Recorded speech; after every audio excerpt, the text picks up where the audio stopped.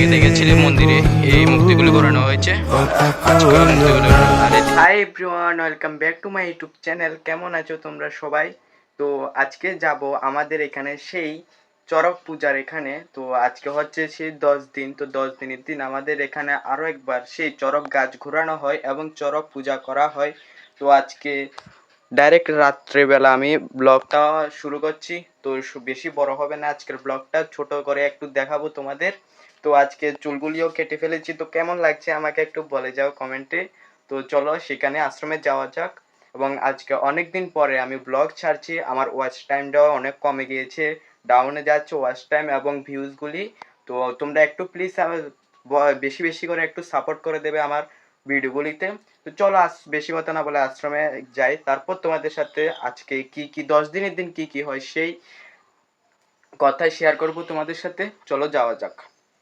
যে দেখুন গাইস, এখন আমরা আশ্রমে চলে এসেছি। এই হচ্ছে গাছটা তোমরা দেখতে পাচ্ছ না, এই যে গাছ আর এই যে আশ্রম। এই হচ্ছে একটা বাবার ভক্ত আর এটা হচ্ছে আশ্রম। তোমাদের একটু বাবার দর্শন দিয়ে আনি চলো।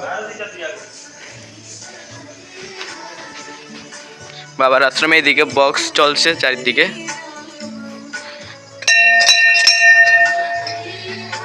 আর এই যে আমাদের বাবা। আর আগে দেখেছিলে মন্দিরে এই মূর্তিগুলি করানো হয়েছে, আজকে ওই মূর্তিগুলি করানো। আর এদিকে বাবা আমাদের। এ হচ্ছে পুরো মন্দিরটা, তোমাদের দেখিয়ে দিই আরেকবার।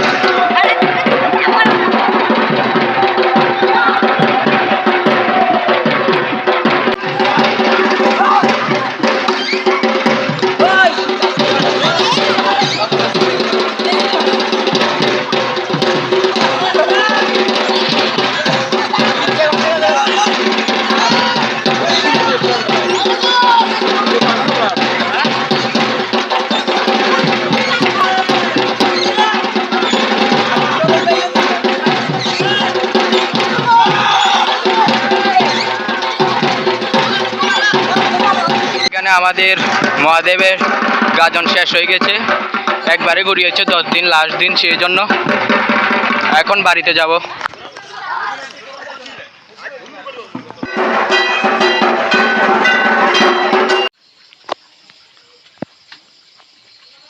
সো গাইস, এখন আমি বাড়িতে চলে এসেছি। তো আজকে মা বাড়িতে নেই, তো এসে দেখি বাবু রান্না করছে।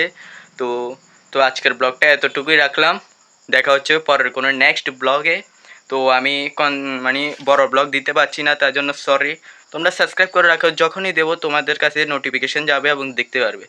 তো আজকে এতটুকু, সবাই ভালো থাকবে, সুস্থ থাকবে, টাটা। দেখা হচ্ছে পরের কোনো ব্লগে।